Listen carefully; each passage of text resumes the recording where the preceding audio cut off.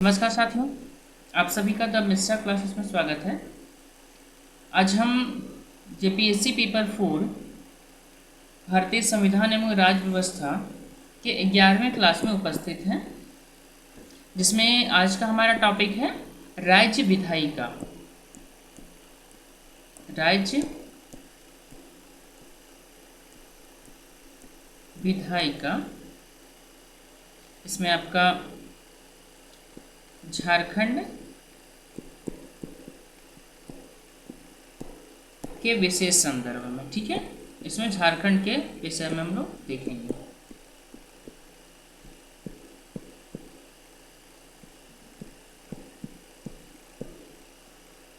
ठीक है, तो चलिए शुरू करते हैं इसको। तो सबसे पहले हम राजनीतिक स्थिति देखेंगे झारखंड का क्या है नहीं है। ठीक है, तो राजनीतिक राजनैतिक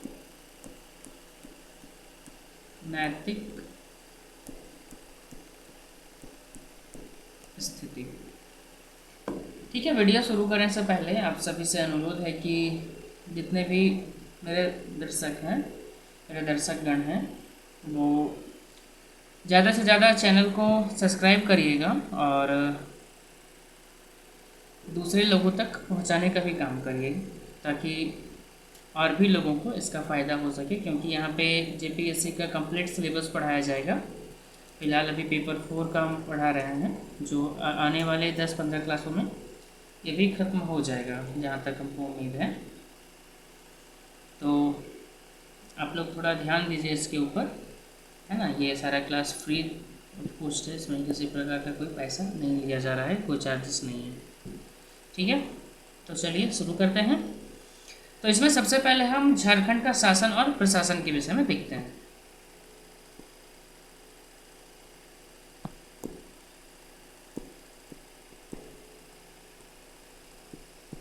झारखंड का शासन और प्रशासन। ठीक है, तो झारखंड राज्य के सरकार के 3 अंग हैं। कौन कौन सा अंग है? सबसे पहला आपका कार्यपालिका,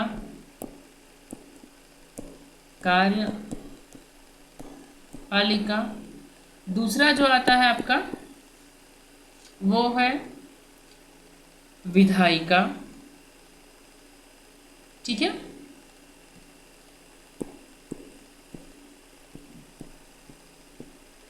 विधायिका, और तीसरा आता है आपका न्यायपालिका।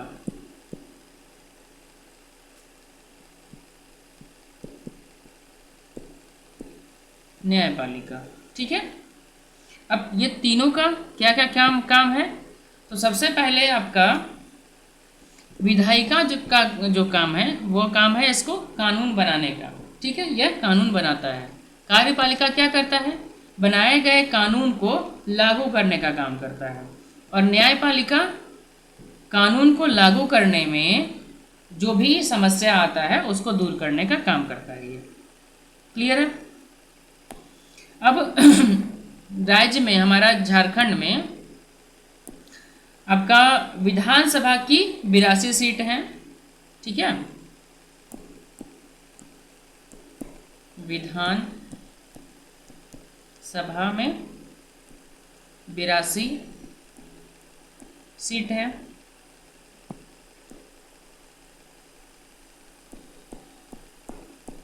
ठीक है, लोकसभा में 14, लोकसभा में 14 सीट है। ठीक है, और राज्यसभा में 6 सीट है। राज्यसभा में 6 सीट है। ठीक है, अब लोकसभा में जो 14 सीट है उसको किस हिसाब से बांटा गया है, तो इसको देखते हैं।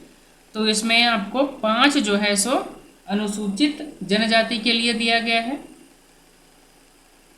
ठीक है, 5 जो है अनुसूचित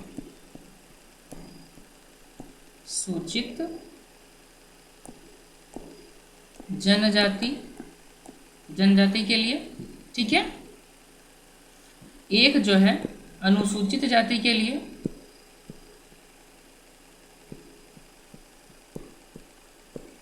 अनुसूचित जाति के लिए, और 8 जो है सो सामान्य कैटेगरी का है, ठीक है, सामान्य श्रेणी का है। क्लियर है? तो हमारा लोकसभा में कितना सीट है कुल मिला के? 14, और ये 14 कुछ इस प्रकार से है, ठीक है। लोकसभा में कुल मिला के 14 सीट है, ठीक है। अब हम लोग एक एक करके बात करते हैं। सबसे पहला आते हैं हमारे राज्यपाल, ठीक है। राज्यपाल, ठीक है, इनको देखते हैं। तो राज्यपाल राज्य का संवैधानिक प्रधान होता है। इसकी नियुक्ति संविधान के अनुच्छेद 153 के तहत की जाती है। ये सब हम पिछला क्लास में 10वां क्लास में बता चुके हैं ऑलरेडी, ठीक है, फिर भी बता रहे हैं। अनुच्छेद 153 के तहत होती है, ठीक है। संविधान के 153 से लेकर के 162 तक राज्यपाल के कार्य एवं अधिकारों का वर्णन है। कहाँ से कहाँ तक? 153 से 162 तक राज्यपाल के कार्य और अधिकार का वर्णन है, ठीक है। राज्य का समस्त प्रशासन राज्यपाल के नाम से ही चलाया जाता है। वह राज्य के कार्यपालिका का भी प्रधान होता है। वह मंत्री परिषद के परामर्श से कार्य करता है। यद्यपि उन्हें अनेक विशेषाधिकार भी प्राप्त हैं। भारत में सामान्यतः एक राज्य के लिए एक राज्यपाल की नियुक्ति होती है, लेकिन 1956 ईस्वी में संविधान के अनुच्छेद 153 में संशोधन करके यह व्यवस्था किया गया कि एक व्यक्ति जो है सो 2 या 2 से अधिक राज्यों का भी राज्यपाल बन सकता है, लेकिन उसके लिए राष्ट्रपति उसको नियुक्त करेगा तो, ठीक है। अब राज्यपाल की योग्यताएं क्या क्या होनी चाहिए राज्यपाल बनने के लिए, इसको देख लेते हैं शॉर्ट में, ठीक है।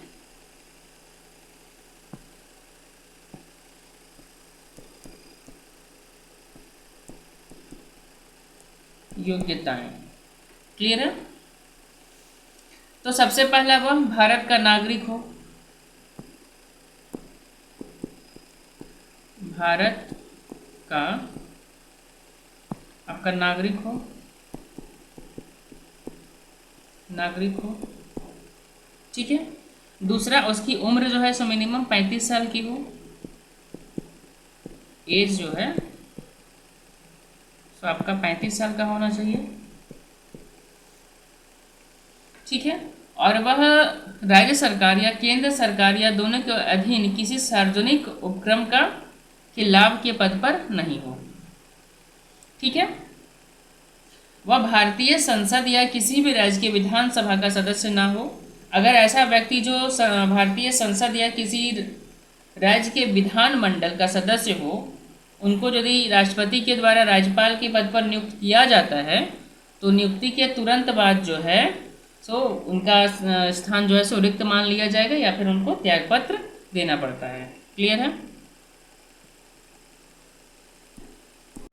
अब हम लोग देखते हैं राज्यपाल की नियुक्ति के बारे में, ठीक है।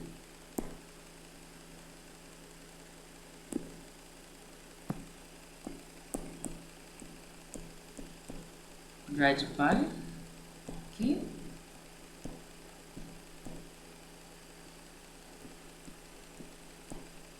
नियुक्ति, ठीक है। तो राज्यपाल की नियुक्ति प्रधानमंत्री के सिफारिश पर राष्ट्रपति के द्वारा 5 वर्ष तक की जाती है, ठीक है। भारतीय संविधान के अनुच्छेद 156 के अनुसार राज्यपाल का कार्यकाल राष्ट्रपति के प्रसाद पर ही यानी कि उनके इच्छा ऊपर डिपेंड करता है, ठीक है। वो जब तक चाहें वो उनको रख सकते हैं, मन करे तो हटा सकते हैं, ठीक है। राज्यपाल को वेतन जो होता है वो राज्य के संचित निधि से दिया जाता है। साथ ही साथ उन्हें एक निःशुल्क आवास भी मिलता है, ठीक है, सरकारी घर मिलता है। और संविधान के अनुच्छेद 158 के अनुसार राज्यपाल के वेतन, अधिकारों एवं सुविधाओं को उसकी जो जब तक वो पद को धारण करता है तब तक उसको खत्म या कम नहीं किया जा सकता है। क्लियर है? अब हम लोग राज्यपाल के अधिकारों के विषय में देख लेते हैं।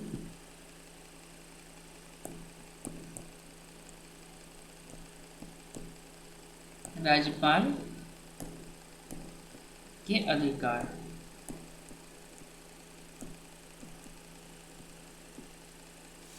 ठीक है, तो सबसे पहला कार्यपालिका संबंधी अधिकार को देख लेते हैं हम लोग। कार्यपालिका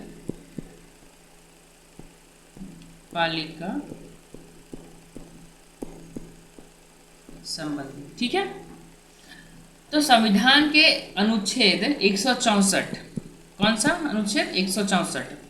164 के अनुसार मुख्यमंत्री की नियुक्ति और मुख्यमंत्री की सलाह से मंत्री परिषद के अन्य सदस्यों की नियुक्ति राज्यपाल करता है। ठीक है, सामान्यतया बहुमत दल के नेता को राज्य में सरकार बनाने के लिए आमंत्रित किया जाता है। क्लियर है? उसके बाद उच्च न्यायालय के न्यायाधीशों की नियुक्ति के समय राष्ट्रपति राज्य के राज्यपाल से सलाह लेता है। ठीक, विधानसभा के एक मनोनीत सदस्य का मनोनयन राज्यपाल ही करता है। इसके बाद विधान परिषद के कुल सदस्यों की संख्या का 1/6 सदस्यों की नियुक्ति राज्यपाल करते हैं। उनकी नियुक्ति कला, साहित्य, विज्ञान और सामाजिक सेवा से जुड़े हुए लोगों की जाती है।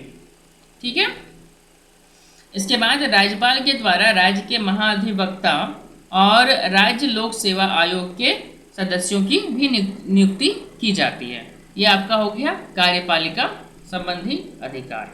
ये ठीक है, अब हम लोग देखते हैं वैधानिक अधिकार।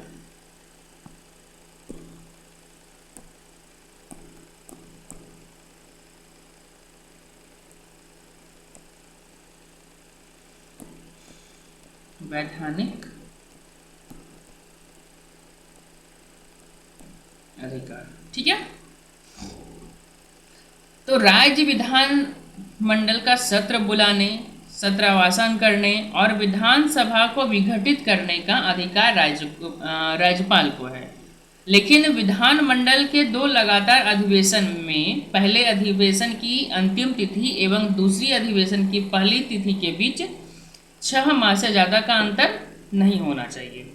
ठीक है, राज्यपाल को धन विधेयक और अनुदान मांगों की सिफारिश करने का भी अधिकार है। ठीक है, विधानमंडल में संदेश भेजने एवं अभिभाषण करने का अधिकार भी राज्यपाल को प्राप्त है।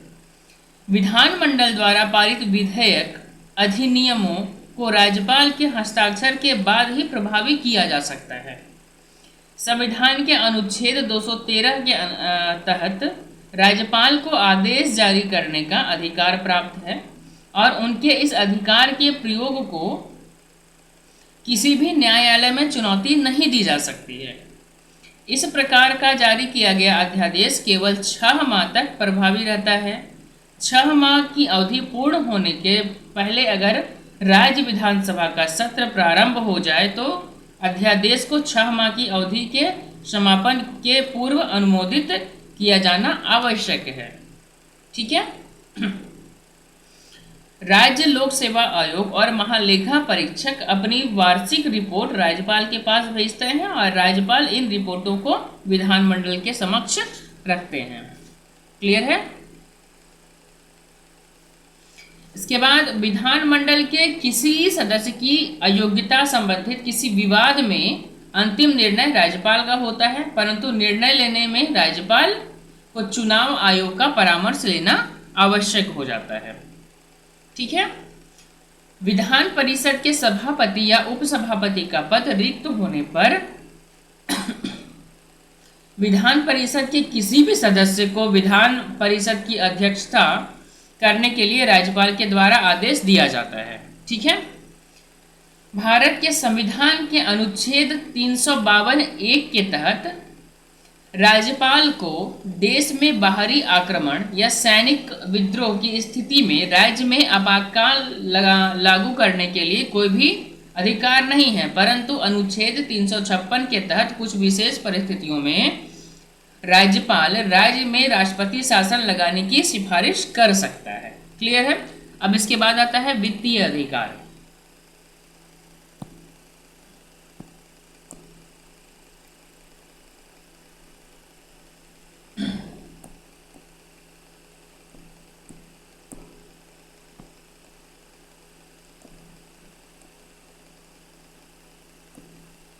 वित्तीय अधिकार। ठीक है।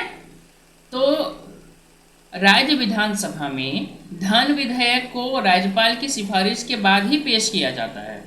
ठीक है। राज्य की आकस्मिक निधि से व्यय के लिए राज्यपाल की अनुमति आवश्यक है। राज्यपाल राज्य के वित्त मंत्री के माध्यम से राज्य विधानसभा में राज्य की वार्षिक बजट को पेश करता है। ठीक है। राज्यपाल को अनुदान मांगों की सिफारिश करने का भी अधिकार है। ठीक है। इसके बाद आता है न्यायिक अधिकार। ठीक है।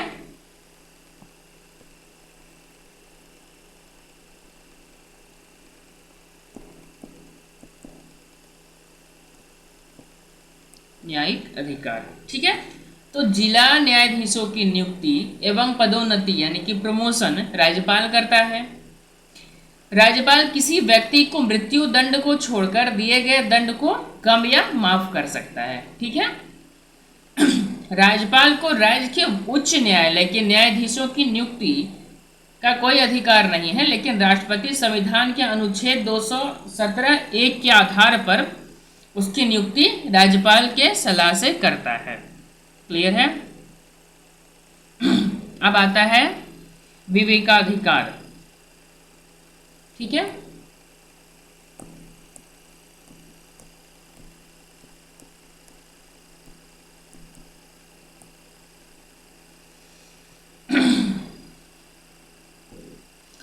तो विधानसभा में किसी भी दल को स्पष्ट बहुमत नहीं होने पर राज्यपाल अपने विवेक से किसी भी दल के नेता को सरकार बनाने के लिए आमंत्रित करता है। ठीक है। राज्यपाल राष्ट्रपति को भेजे जाने वाले संदेश में स्वविवेक का प्रयोग करता है। राज्यपाल राज्य विधानमंडल द्वारा पारित किसी भी विधेयक को राष्ट्रपति के लिए सुरक्षित कर सकता है। ठीक है।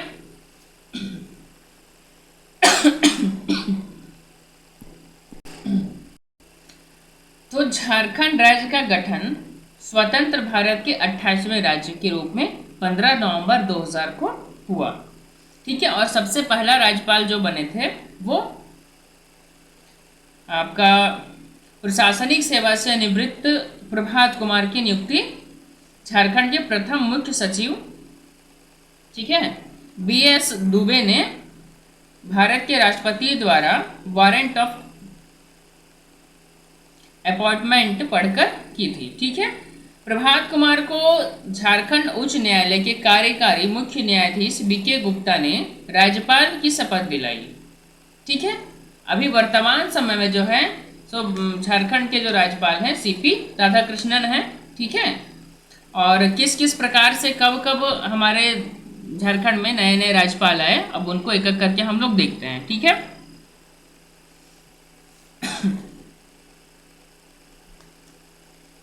तो सबसे पहला राज्यपाल हुए हम लोग का प्रभात कुमार। ठीक है। प्रभात कुमार। ठीक है। तो राज्य के पहले राज्यपाल प्रभात कुमार का कार्यकाल 15 नवंबर 2000 से 3 फरवरी 2002 तक रहा। ठीक है। कब से कब तक? 15 नवंबर 2000 से 3 फरवरी 2002 तक। ठीक है। इनका जन्म 5 अक्टूबर 1940 को इलाहाबाद में हुआ। ये अप्रैल 1998 से अक्टूबर 2000 तक अपने मंत्रिमंडलीय सचिव पद पर रहे थे। ठीक है। उत्तर प्रदेश कैडर के IAS रहे प्रभात कुमार ने 40 वर्ष तक सरकारी सेवा में अपनी महत्वपूर्ण भूमिका निभाई। ये प्रधानमंत्री के मुख्य सलाहकार रहे और राष्ट्रीय स्तर पर नीति निर्माण में मुख्य भूमिका का निर्वहन किया। ठीक है। राज्य में अपने कार्यकाल के दौरान उन्होंने वाटरशेड प्रबंधन एवं आदिम जनजाति के विकास पर विशेष ध्यान दिया था। ये एक अच्छे लेखक भी हैं तथा प्रशासन की गुणवत्ता पर इनके लेख हमेशा प्रकाशित होते रहते हैं। ये इंडियन सोसाइटी ऑफ ऑथर्स के अध्यक्ष भी रह चुके हैं।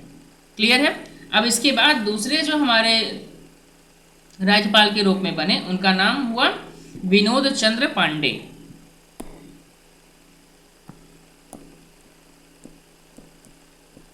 विनोद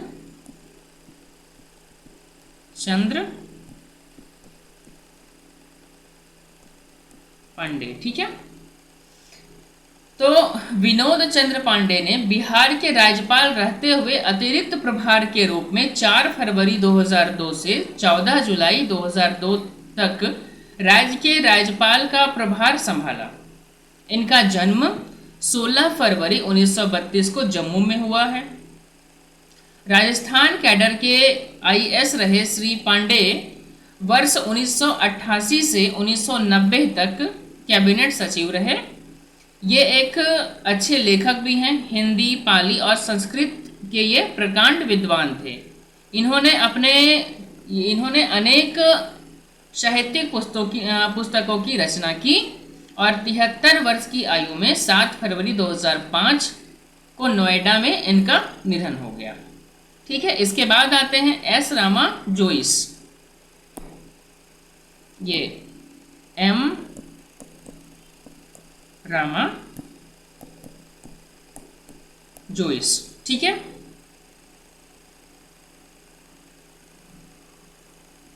इनका पूरा नाम आपका है मांडा गेडे रामा जोइस। राज्य के तीसरे राज्यपाल के रूप में 15 जुलाई 2002 से 11 जून 2003 तक रहे। इनका जन्म 27 जुलाई 1931 को कर्नाटक के शिमोगा जिले में अमराव गांव में अगरागा गांव में हुआ था। ठीक है। अगरागा गांव में हुआ। यह पंजाब और हरियाणा उच्च न्यायालय के मुख्य न्यायाधीश तथा सर्वोच्च न्यायालय के वरिष्ठ अधिवक्ता भी रहे थे।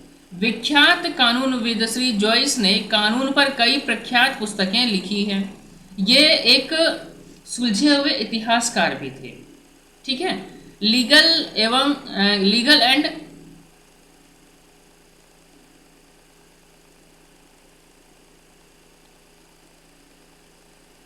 ये आपातकाल के दौरान ये बेंगलोर की सेंट्रल जेल में भी रहे हैं। ये वर्तमान में कर्नाटक में भाजपा के राज्यसभा के सदस्य हैं। ठीक है। इसके बाद आता है वेद प्रकाश मारवा।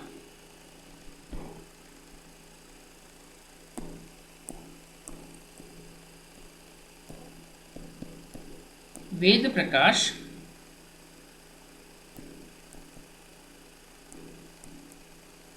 मारवा। ठीक है। तो वेद प्रकाश मारवा 12 जून 2003 से लेकर के 9 दिसंबर 2004 तक राज्य के राज्यपाल रहे। इनका जन्म 15 सितंबर 1932 को पेशावर पाकिस्तान में हुआ। भारतीय पुलिस सेवा के अधिकारी रहे मारवाह ने 36 साल तक पुलिस की सेवा की और झारखंड के अलावा ये वर्ष 1999 से 2003 तक मणिपुर तथा 2000 तक मिजोरम के भी राज्यपाल रहे। ये अतिरिक्त प्रभार पर थे। ठीक है। इन्होंने अपनी उच्च सेवाओं के लिए पद्मश्री, पुलिस वीरता पदक और गजर स्टार इत्यादि पुरस्कार इनको मिला था। ठीक है। इन्होंने uncivil war pathology of terrorism in India नामक पुस्तक भी लिखी हैं। वर्तमान में ये सेंटर फॉर पुलिस रिसर्च नई दिल्ली के प्रोफेसर हैं। ठीक है, इसके बाद आता है सैयद सिब्ते रजी।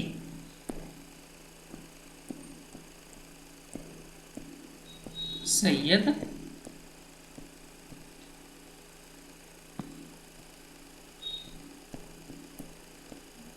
सिब्ते रजी। ठीक है, तो सैयद सिब्ते रजी 10 दिसंबर 2004 से 25 जुलाई 2009 तक राज्य के राज्यपाल रहे।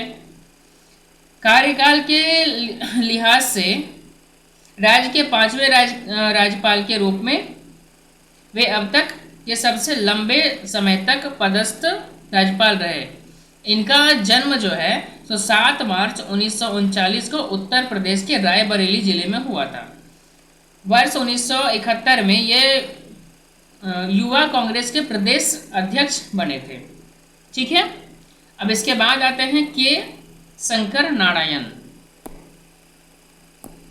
के शंकर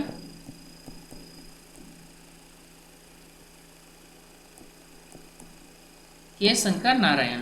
ठीक है,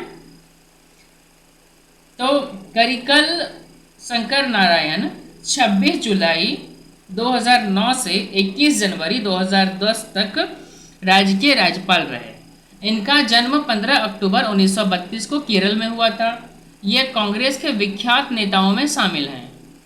इन्होंने नागालैंड, अरुणाचल प्रदेश और गोवा के राज्यपाल का भी पदभार संभाला है। ठीक है, क्लियर है।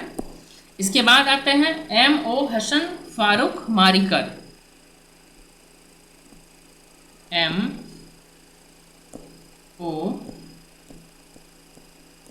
हसन फारूक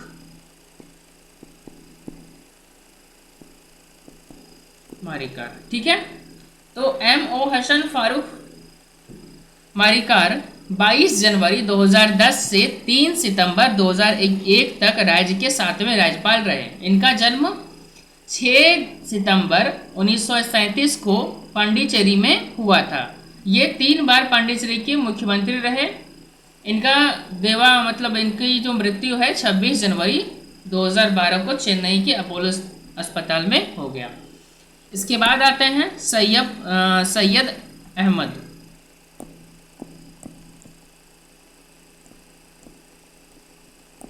सैयद अहमद। ठीक है, तो सैयद अहमद राज्य के 8वें राज्यपाल के रूप में 4 सितंबर 2011 से 18 मई 2015 तक पद पर रहे। इनका जन्म 6 मार्च 1945 को मुंबई में हुआ। इनका राजनीतिक जीवन कांग्रेस पार्टी के साथ जुड़ा रहा। राजनीति के साथ साथ ये अपने लेख के लिए भी याद किए जाते हैं। पगडंडी से शहर तक नाम से उन्होंने अपनी आत्मकथा लिखी। इसके अलावा मतकल से मंजिल, कफस से चमन तथा जंगे आज़ादी में उर्दू शायरी इनकी चर्चित पुस्तकें रही। इनका निधन 27 दिसंबर 2015 को कैंसर की बीमारी के कारण मुंबई के लीलावती अस्पताल में हो गया। ठीक है, क्लियर है। अब इसके बाद आती हैं हमारी फिलहाल जो हमारी राष्ट्रपति भी हैं द्रौपदी मुर्मू जी। ठीक है,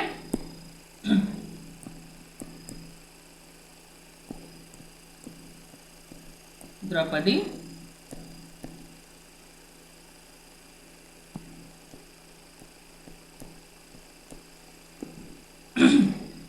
ये आपका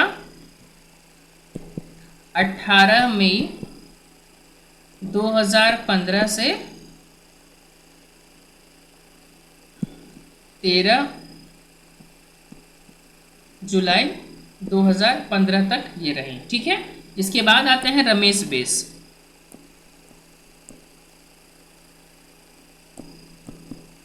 रमेश बैस। ठीक है, ये 14 जुलाई 2021 से 17 फरवरी 2023 तक रहे। ठीक है, इसके बाद अभी जो वर्तमान में है सीपी राधाकृष्णन।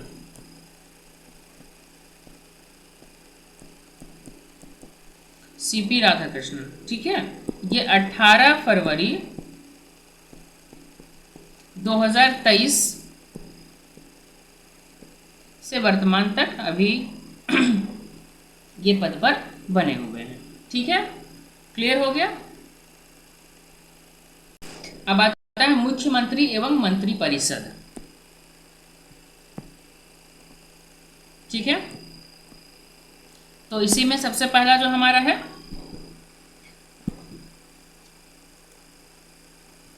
मुख्यमंत्री एवं मंत्री परिषद। ठीक है, मुख्य मंत्री एवं मंत्री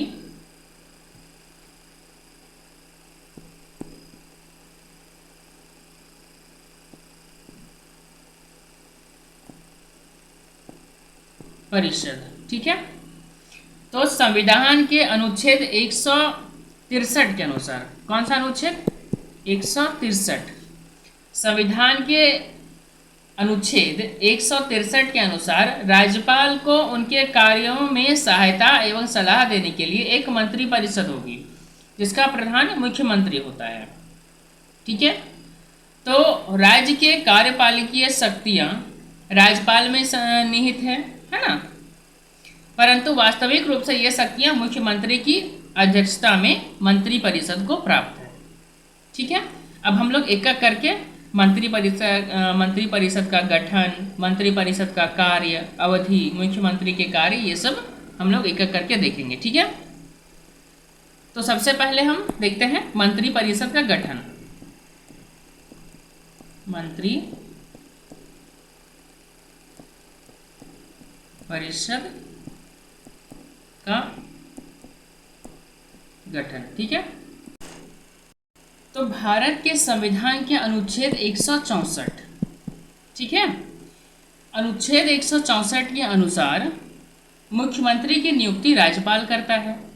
राज्यपाल के विधानसभा में बहुमत वाले दल या गठबंधन के नेता को मुख्यमंत्री बनाने का प्रावधान है, परंतु अगर विधानसभा में किसी दल या गठबंधन को स्पष्ट बहुमत नहीं मिलता तो राज्यपाल स्वविवेक से मुख्यमंत्री की नियुक्ति करता है।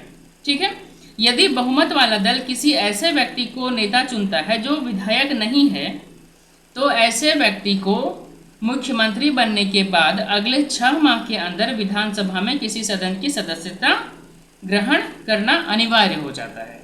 ठीक है, मंत्री परिषद के शेष सदस्यों की नियुक्ति राज्यपाल मुख्यमंत्री की सलाह पर करता है।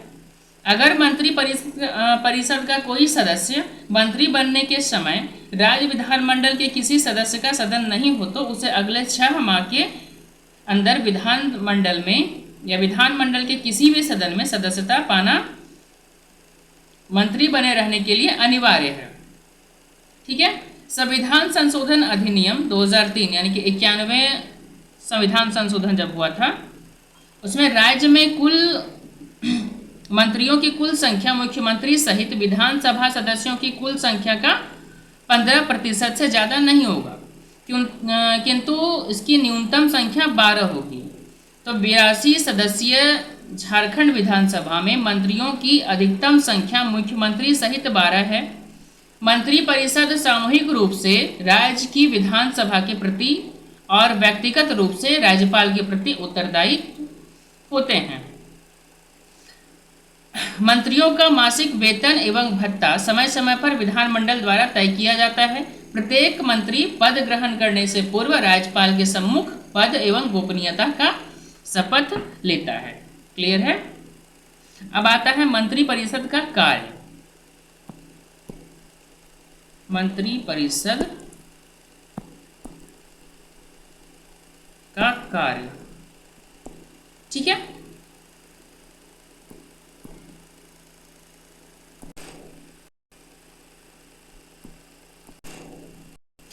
मंत्री परिषद का कार्य, मंत्री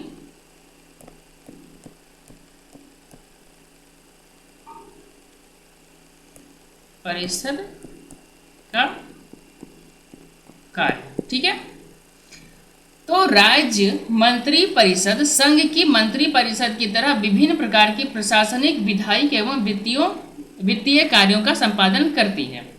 राज्य मंत्री परिषद राज्य प्रशासन का केंद्र एवं विधानमंडल का पथ प्रदर्शक है। मंत्री परिषद कार्यपालिका एवं विधायिका के बीच कड़ी का काम करती है। विधानसभा के प्रत्येक अधिवेशन के प्रारंभ में उसकी व्यवस्था से संबंधित सभी कार्यक्रम मंत्री परिषद के द्वारा तैयार किए जाते हैं। विधेयकों को विधानसभा में प्रस्तुति के संदर्भ में कोई भी निर्णय इसी के द्वारा लिया जाता है। विधानमंडल के सदस्यों के कारण मंत्री परिषद के सभी सदस्य विधानमंडल की बैठकों में भाग लेते हैं। विधानमंडल के सत्र के दौरान विधायकों द्वारा पूछे गए प्रश्नों का उत्तर संबंधित विभाग के मंत्री को देना पड़ता है। विधानसभा के बजट प्रस्तुत करने से पहले मंत्री परिषद बजट को स्वीकृति देती है। विभिन्न मदों में व्यय की जाने वाली राशि का निर्धारण, राज्य की जनता पर किसी भी प्रकार के कर का आरोपण, स्थानीय संस्थाओं को दी जाने वाली अनुदान की राशि का निर्धारण आदि मंत्री परिषद के प्रमुख या महत्वपूर्ण कार्य हैं, ठीक है। राज्य के विधानमंडल द्वारा बनाए गए किसी कानून को राज्य में लागू करना राज्य मंत्री परिषद की जिम्मेदारी है। राज्य की सभी महत्वपूर्ण नियुक्तियां राज्यपाल मंत्री मंडल के परिषद से परामर्श से ही करता है, ठीक है। अब आता है अवधि, ठीक है। अवधि तो ये संविधान के अनुच्छेद 164(1) के तहत है, ठीक है। संविधान के अनुच्छेद 164(1) के अनुसार मंत्री परिषद के सभी सदस्य राज्यपाल जब तक चाहेंगे तब तक अपने पद पर बने रहते हैं। मंत्री परिषद के किसी मंत्री को उसके पद से हटाने हेतु राज्यपाल को मुख्यमंत्री की सलाह से काम करना होता है। सामान्यतया विधानमंडल में सरकार को जब तक बहुमत प्राप्त रहता है मंत्री परिषद बना रहता है। मुख्यमंत्री की मृत्यु अथवा त्याग पत्र देने पर मंत्री परिषद स्वतः विघटित हो जाता है। राज्य में संवैधानिक व्यवस्था असफल हो जाने पर अनुच्छेद 356 के तहत देश में बाह्य आक्रमण होने की स्थिति में के द्वारा 352 का प्रयोग करके मंत्री परिषद को भंग किया जा सकता है। विधानसभा का कार्यकाल समाप्त होते ही राज्य मंत्री परिषद का कार्यकाल भी समाप्त हो जाता है, ठीक है। अब हम लोग देखेंगे मुख्यमंत्री के कार्य। मुख्यमंत्री के कार्य, ठीक है। तो राज्य का मंत्री परिषद का प्रधान मुख्यमंत्री होता है। राज्य प्रशासन पूरी तरह से मुख्यमंत्री के निर्णय में ये नियंत्रण में रहता है। राज्य मंत्री परिषद का गठन मुख्यमंत्री की सलाह से राज्यपाल के द्वारा किया जाता है। मंत्री परिषद में कैबिनेट मंत्री यानी कि राज्य मंत्री स्वतंत्र प्रभार एवं राज्य मंत्री का निर्धारण मुख्यमंत्री के द्वारा किया जाता है। मंत्रियों के बीच विभागों का विभाजन मुख्यमंत्री की सलाह से राज्यपाल करता है। समय समय पर मंत्री परिषद का पुनर्गठन मंत्रिमंडल की सलाह से किया जाता है, ठीक है। राज्यपाल एवं मंत्री परिषद के बीच मुख्यमंत्री एक कड़ी का काम करता है। मंत्री परिषद के निर्णयों की सूचना राज्यपाल को एवं राज्यपाल कोई सलाह मंत्री परिषद को मुख्यमंत्री के द्वारा दी जाती है, ठीक है। राज्य विधानमंडल का नेता मुख्यमंत्री होता है, ठीक है। राज्य गठन के उपरांत अभी तक 6 व्यक्ति मुख्यमंत्री बन चुके हैं। राज्य के प्रथम मुख्यमंत्री के रूप में तत्कालीन एनडीए के विधायक दल के नेता बाबूलाल मरांडी बने। वर्तमान में हमारा जो अभी हेमंत सोरेन जी हैं वो हैं, ठीक है। अब एक एक करके हम लोग हर एक मुख्यमंत्री के विषय में जानते हैं, ठीक है। तो सबसे पहले आते हैं हमारे बाबूलाल मरांडी जी। बाबूलाल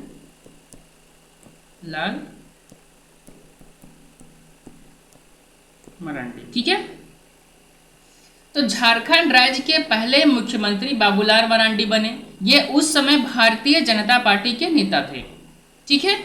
इनका कार्यकाल 15 नवंबर 2000 से 18 मार्च 2003 तक रहा। इनका जन्म गिरिडीह जिले के कोड़िया बैंग गांव में 11 जनवरी 1958 को हुआ, ठीक है।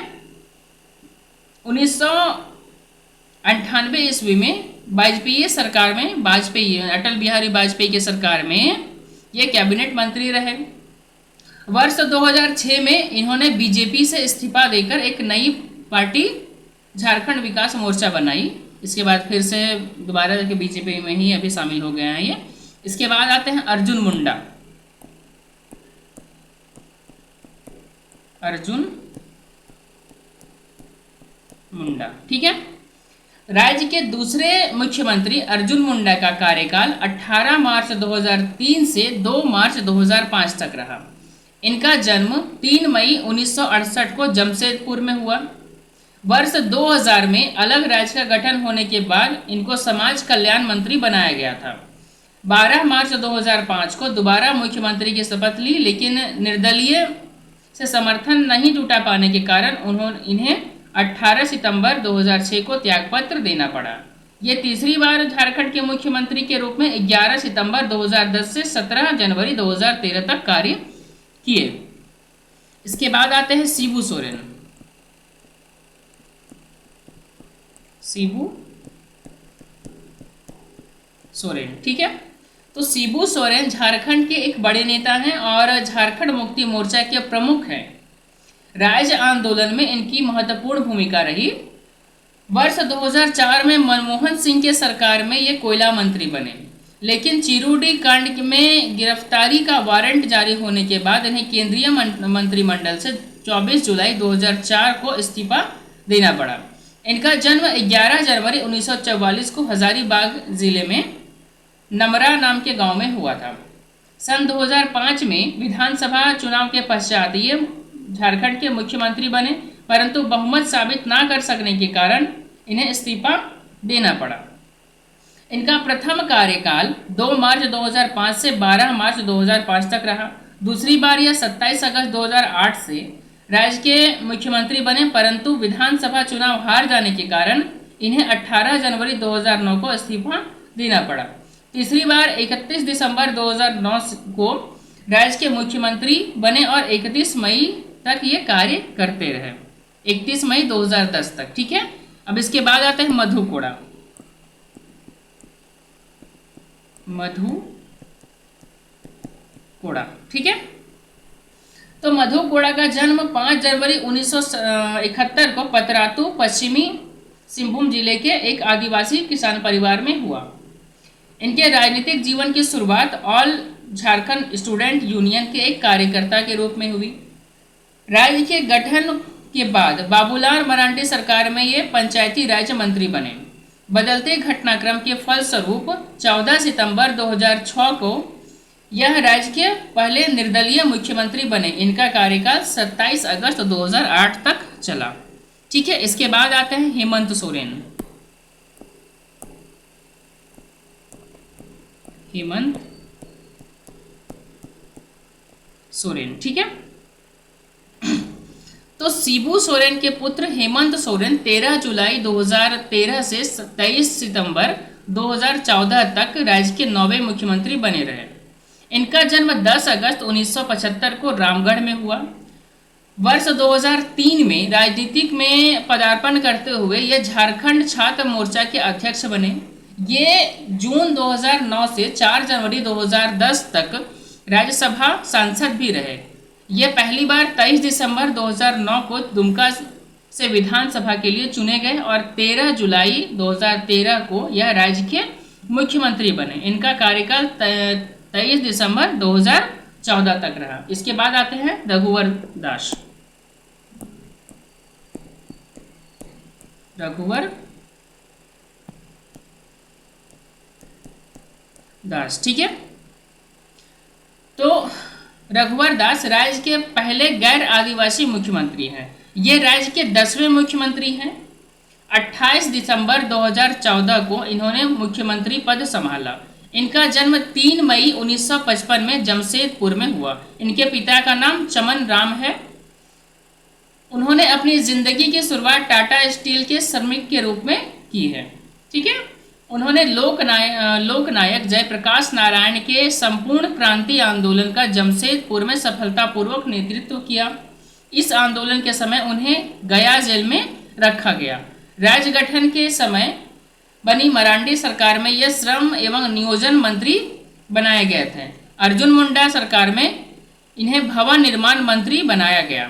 ठीक है। पूर्ण बहुमत प्राप्त करने वाली भाजपा के पहले गैर आदिवासी मुख्यमंत्री ये बने। और वर्तमान में भी झारखंड के मुख्यमंत्री कौन है? तो हेमंत सोरेन है। ठीक है। अब आता है हम लोग का विधानसभा। ठीक है।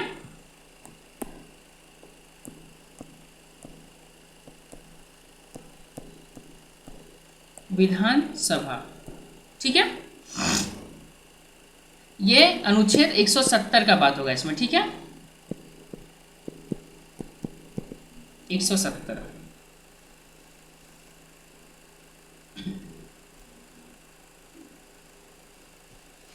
भारतीय संविधान के अनुच्छेद 170 से संबंधित राज्य में एक विधानसभा के होने का प्रावधान है, जिसके सदस्यों का निर्वाचन राज्य के प्रादेशिक निर्वाचन क्षेत्र से प्रत्यक्ष मताधिकार द्वारा किया जाता है। ठीक है। इस अनुच्छेद के द्वारा या अनुच्छेद के अनुसार किसी भी राज्य के विधानसभा के सदस्यों की कुल संख्या अधिकतम 500 और न्यूनतम 60 होनी चाहिए। लेकिन भारत में एक ऐसा राज्य है जैसा सिक्किम, जिसमें 32 है, गोवा 40, अरुणाचल प्रदेश 40, मिजोरम में भी 40 विधानसभा सदस्यों वाले राज्य हैं, जो इनके अपवाद हैं। ठीक है। राज्य के विधानसभा के निर्वाचन क्षेत्र का निर्धारण परिसीमन आयोग के द्वारा किया जाता है। वर्तमान झारखंड में विधानसभा सदस्यों की संख्या 82 है, जिनमें 81 सदस्य का निर्वाचन वयस्क मताधिकार के आधार पर एक है और एक जो है राज्यपाल के द्वारा मनोनयन किया जाता है एग्लो इंडियन समुदाय के प्रतिनिधित्व के रूप में। ठीक है। यानी कि 82 सीटों का जो चुनाव होता है वो वयस्क मताधिकार के आधार पर होता है और एक माफ करिएगा 82 कुल सीटें हैं। ठीक है। 81 का वयस्क मताधिकार के आधार पर होता है और एक जो होता है वो राज्यपाल के द्वारा मनोनयन के द्वारा किया जाता है। क्लियर है। विधानसभा का कार्यकाल 5 वर्ष का होता है, परंतु राज्य में आपात स्थिति लागू होने पर संसद के द्वारा इसकी अवधि 6 माह तक बढ़ाई जा सकती है और इसे पुनः और 6 माह तक बढ़ाया जा सकता है। इस तरह से कार्यकाल 1 वर्ष तक बढ़ाया जा सकता है। यह प्रावधान भारतीय संविधान के अनुच्छेद 172(1) में वर्णित है। 172(1) में। ठीक है। किसी दल के बहुमत नहीं होने पर या सरकार के बहुमत खो देने की स्थिति में राज्यपाल के द्वारा विधानसभा को उसके कार्यकाल पूर्ण होने से पहले भी विघटित किया जा सकता है। राज्यपाल के द्वारा विधानसभा का अधिवेशन बुलाया जाता है, परंतु विधानसभा के दोनों अधिवेशन के बीच अधिकतम 6 माह की अंतर नहीं होनी चाहिए। ठीक है। ज़्यादा से ज़्यादा 6 माह का अंतर होगा, उससे ज़्यादा नहीं होना चाहिए।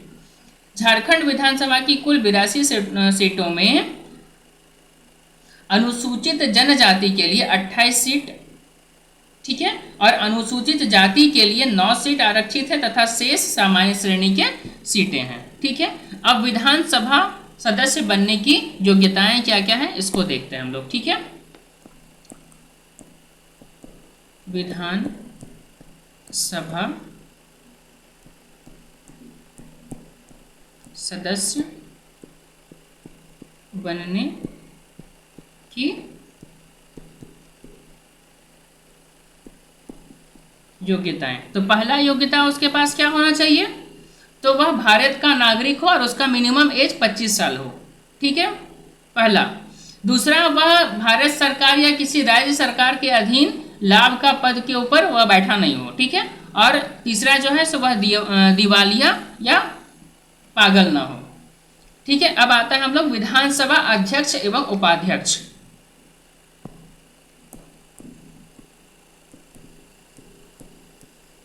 विधानसभा अध्यक्ष एवं उपाध्यक्ष।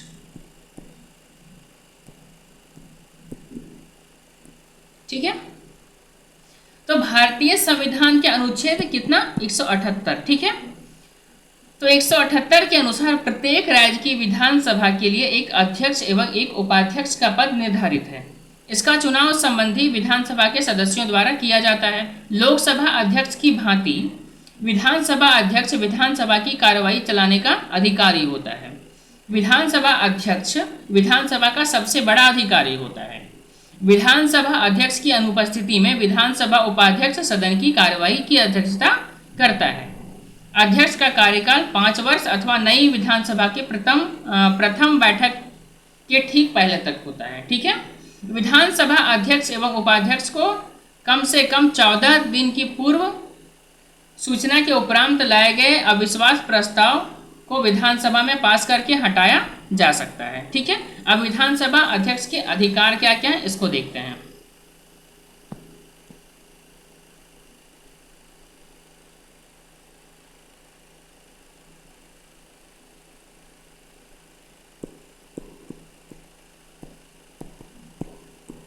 ठीक है, तो वह राज्यपाल का संदेश विधानसभा में तथा विधानसभा का निर्णय राज्यपाल को देता है। दूसरा, किसी विधेयक में अगर पक्ष और विपक्ष का मत बराबर ना हो तो अध्यक्ष मत विभाजन में भाग नहीं लेता, लेकिन मत बराबर होने की स्थिति में विधानसभा अध्यक्ष विधेयक के लिए निर्णायक मत दे सकता है।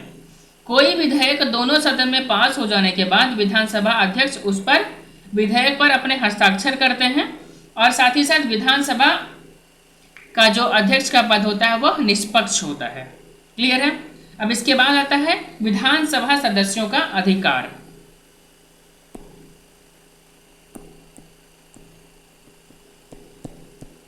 विधानसभा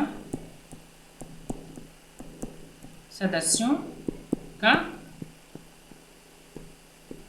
अधिकार। ठीक है, तो ये अनुच्छेद 194 में वर्णित है। ठीक है, 194 में। तो भारत संविधान के अनुच्छेद 194 के अनुसार किसी विधानसभा सदस्य यानी कि विधायक को सदन में अपनी बात अध्यक्ष की पूर्व अनुमति से रखने का अधिकार है। सदन में विधायकों द्वारा दिए गए किसी वक्तव्य के विरुद्ध किसी भी न्यायालय में कोई वाद नहीं चलाया जा सकता, लेकिन सदस्य को विधान सभा के अंदर न्यायपालिका की आलोचना करने का अधिकार नहीं है। विधायकों को सदन के अधिवेशन के आरंभ होने के 40 दिन पहले और अधिवेशन की समाप्ति के 40 दिन के बाद तक दीवानी मुकदमा के लिए गिरफ्तार नहीं किया जा सकता। क्लियर है। अब आता है विधानसभा के कार्य।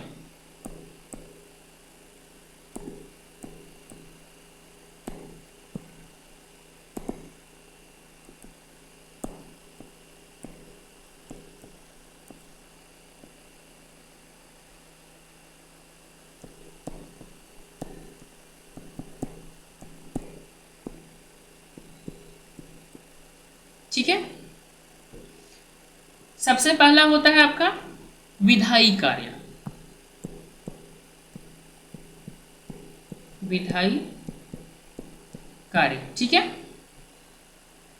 तो विधानसभा को राज्य सूची तथा समवर्ती सूची के सभी विषयों पर कानून बनाने का अधिकार है।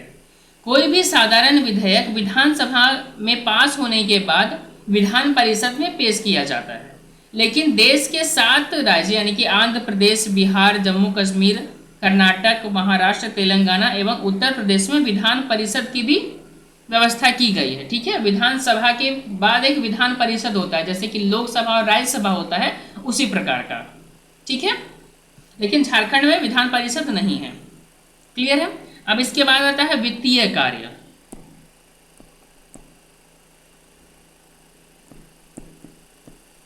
वित्तीय कार्य। ठीक है, तो धन विधेयक केवल विधानसभा में ही पेश हो सकता है। एक बार धन विधेयक विधानसभा में पारित होने के बाद विधानसभा में उसे पेश किया जाता है। ठीक है, विधान परिषद में पेश किया जाता है। विधान परिषद को 14 दिन के अंदर उसको पास करना होता है, नहीं तो स्वतः वह पारित मान लिया जाता है। इसके बाद वह राज्यपाल की स्वीकृति के लिए भेजा जाता है। राज्यपाल को धन विधेयक पर अपनी स्वीकृति देनी ही पड़ती है। क्लियर है। अब इसके बाद आपका संवैधानिक कार्य।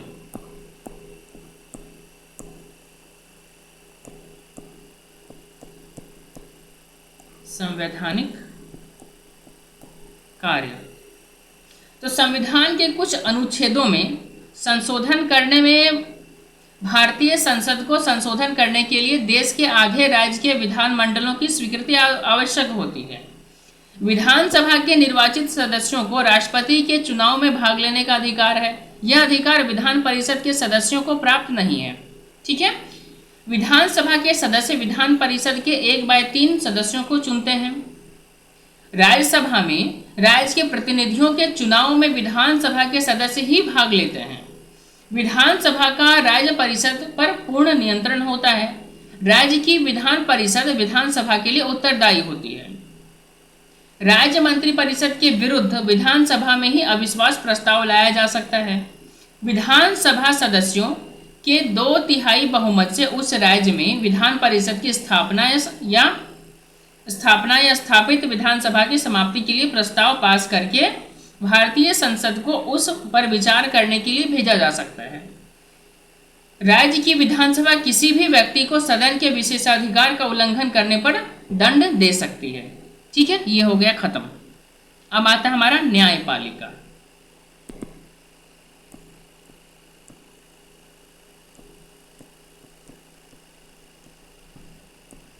ठीक है, इसमें आपका अनुच्छेद 214 का बात करेंगे हम लोग। ठीक है, भारत के संविधान के अनुच्छेद 214 में प्रत्येक राज्य में एक उच्च न्यायालय की व्यवस्था की गई है, परंतु 2 या 2 से अधिक राज्यों के लिए एक ही उच्च न्यायालय या एक बड़ी जनसंख्या वाले किसी राज्य के लिए एक से ज्यादा उच्च न्यायालय की व्यवस्था करना भारतीय संसद का विशेषाधिकार है। ठीक है, राज्य में न्यायपालिका के शीर्ष पर उच्च न्यायालय है। इसके नीचे जिला एवं सेशन न्यायाधीश का न्यायालय, नगर सिविल और सेशन न्यायालय, मुख्य न्यायाधीश मजिस्ट्रेट, मुख्य महानगर मजिस्ट्रेट, मुंसिफ और अन्य मजिस्ट्रेट इसमें आते हैं। ठीक है, अन्य ये राज्य का उच्च न्यायालय एक मुख्य न्यायाधीश एवं कुछ अन्य न्यायाधीशों से मिलकर बनता है, जिसकी नियुक्ति राष्ट्रपति के द्वारा समय समय पर की जाती है। ठीक है, झारखंड के गठन के बाद ही 15 नवंबर 2000 को उच्च न्यायालय का गठन हुआ, जो रांची में स्थित है। वर्तमान में रांची उच्च न्यायालय में न्यायाधीशों की कुल संख्या जो है सो मुख्य न्यायाधीश सहित कितना है तो 20 है। ठीक है, 20। अब इसमें क्या क्या योग्यताएं हैं इसको देखते हैं। ठीक है,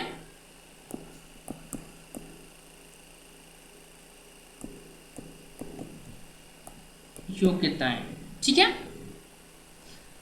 तो उच्च न्यायालय में न्यायाधीशों की नियुक्ति के लिए जो योग्यताएं होनी चाहिए वो क्या क्या होनी चाहिए इसको आपको बताते हैं एक एक करके हम। सबसे पहला वह भारत का नागरिक होना चाहिए और कम से कम 10 वर्ष तक भारत के न्यायिक पद पर वह रह चुका हो। किसी राज्य के उच्च न्यायालय में एक से अधिक राज्यों के उच्च न्यायालय में कम से कम 10 वर्षों तक अधिवक्ता के रूप में सेवा दे चुका हो। अधिवक्ता मतलब वकील के रूप में। ठीक है, अब आता है उच्च न्यायालय को 3 प्रकार का क्षेत्राधिकार प्राप्त है। ठीक है, कौन कौन सा है तो सबसे पहला है मूल क्षेत्राधिकार, दूसरा है अपीलीय क्षेत्राधिकार और तीसरा है प्रशासकीय क्षेत्राधिकार। सबसे पहला कौन सा है तो मूल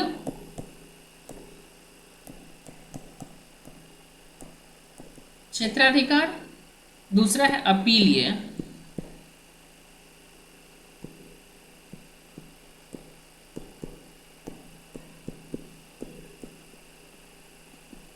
ठीक है, और चौथा है प्रशासनीय या प्रशासनिक क्षेत्राधिकार। ठीक है, तो मूल क्षेत्राधिकार के अंतर्गत संविधान की व्याख्या और नागरिकों के अधिकार की सुरक्षा संबंधी मामले आते हैं। संविधान के अनुच्छेद 226 के अनुसार मौलिक अधिकार से संबंधित कोई भी मामला सीधे उच्च न्यायालय में लाया जा सकता है। ठीक है, अब मौलिक अधिकार को लागू करवाने के लिए उच्च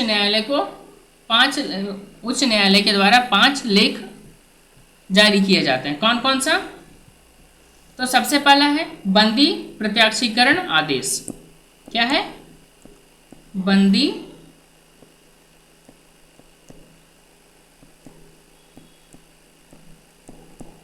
करण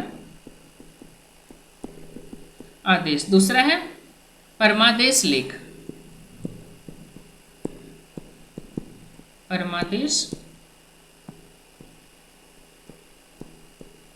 लेख, ठीक है। उसके बाद प्रतिषेध लेख। प्रतिषेध लेख। इसके बाद अधिकार प्रेक्षा लेख, ठीक है। अधिकार प्रेक्षा लेख। इसके बाद उत्प्रेषण लेख होता है एक।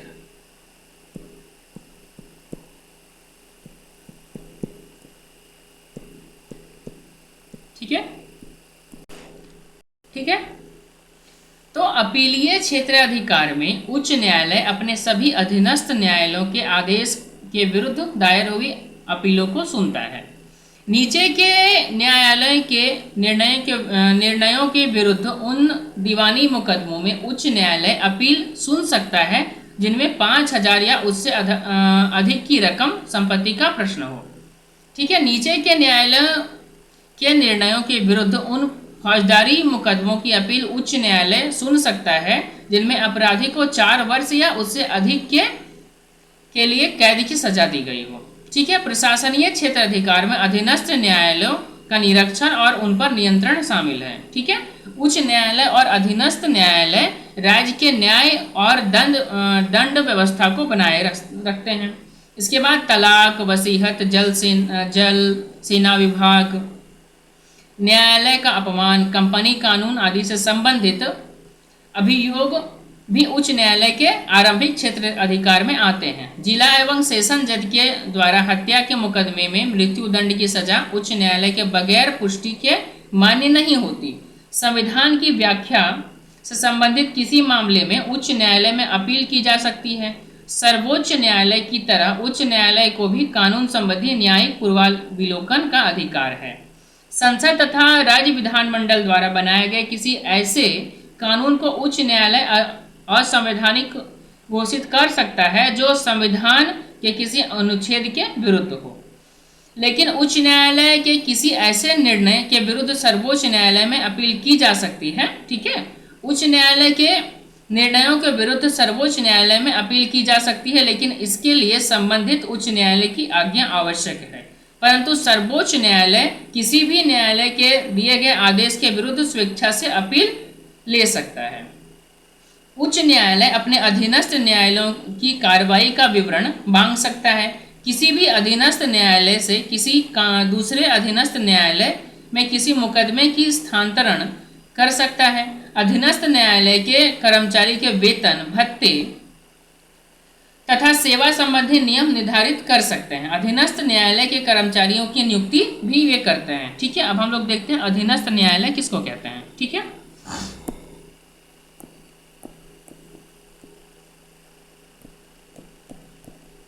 अधीनस्थ न्यायालय। ठीक है, तो उच्च न्यायालय के अधीन कई श्रेणी के न्यायालय आते हैं, उन्हें अधीनस्थ न्यायालय की श्रेणी में रखा जाता है। ठीक है,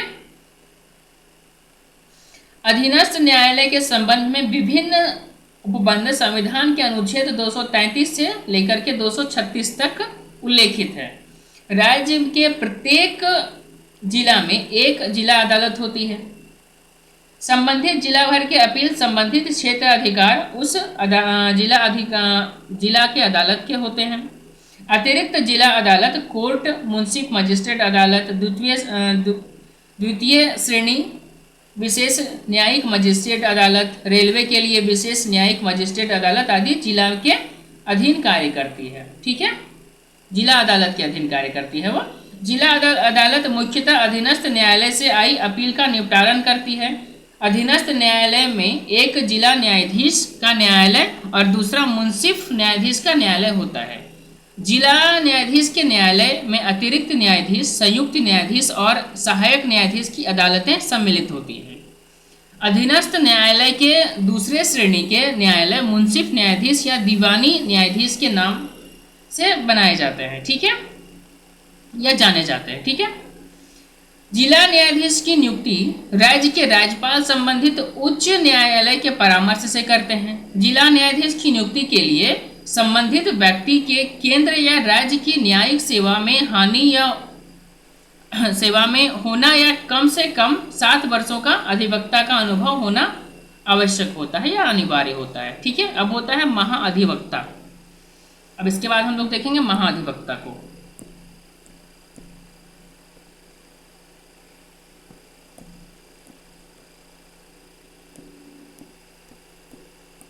महाधिवक्ता, ठीक है, ये क्या होता है? तो अनुच्छेद 165 के अनुसार इनका व्यवस्था किया गया है, ठीक है। तो अनुच्छेद 165 के अनुसार प्रत्येक राज्य का एक महाअधिवक्ता होता है, जो भारत के महान्यायवादी के समान राज्य का सबसे बड़ा विधि अधिकारी होता है। राज्य के महाअधिवक्ता राज्य का विधि अधिकारी होता है। उनकी नियुक्ति राज्यपाल करते हैं। महाअधिवक्ता पद पर नियुक्त होने के लिए उच्च न्यायालय के न्यायाधीश के पद की योग्यता के समान ही योग्यता निर्धारित की गई है, परंतु उसकी उम्र संबंधी योग्यता का कोई निश्चित प्रावधान नहीं है। महाधिवक्ता की पदावधि 5 वर्ष तक अथवा राज्यपाल की इच्छा पर निर्भर करती है। राज्य सरकार को विधि संबंधित विषय पर सलाह देना, विधिक प्रकृति के कर्तव्य को करना जो राज्यपाल द्वारा दिए गए हों, संविधान या अन्य अधिनियम द्वारा प्रदत्त कोई भी विधिक कार्य का निर्वहन करना महाधिवक्ता का प्रमुख कार्य है। राज्य के विधानमंडल या उसकी किसी सीमित में या समिति में जिससे उसका नाम सदस्य के रूप में हो में भाग लेने या अपनी बात रखने का अधिकार महाधिवक्ता को है, किंतु वो विधानमंडल के किसी भी कार्रवाई में मतदान का अधिकार नहीं है, ठीक है, यानी कि उनको मतदान करने का अधिकार नहीं है। अब इसके बाद आता है लोकायुक्त। लोकायुक्त, ठीक है। तो झारखंड लोकायुक्त अधिनियम 2001 में पारित किया गया। यह 4 दिसंबर 2004 को कार्य रूप में आया, जब झारखंड उच्च न्यायालय के पूर्व न्यायाधीश जस्टिस लक्ष्मण उरांव राज्य के प्रथम लोकायुक्त नियुक्त हुए। वे 2009 तक इस पद पर रहे। 2009 से 2011 तक लोकायुक्त का पद रिक्त था। पुनः 3 जनवरी 2011 से 2 जनवरी 2016 तक जस्टिस अमरेश्वर सहाय की नियुक्ति की गई, जो 2 जनवरी 2016 तक को पद से सेवानिवृत्ति हुए, ठीक है। उसके बाद यह पद रिक्त था। पुनः 8 फरवरी 2017 को जस्टिस ध्रुव नारायण उपाध्याय को झारखंड का तीसरा लोकायुक्त नियुक्त किया गया, ठीक है। लोकायुक्त की नियुक्ति जन साधारण की स्वच्छ प्रशासन प्रदान करने के लिए एवं लोक प्रशासकों के विरुद्ध भ्रष्टाचार एवं पद के दुरुपयोग संबंधित शिकायत पर स्वतंत्र एवं निष्पक्ष जांच के लिए होता है, ठीक है।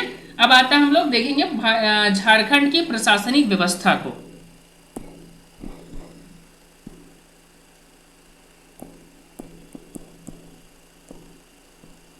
झारखंड की प्रशासनिक व्यवस्था,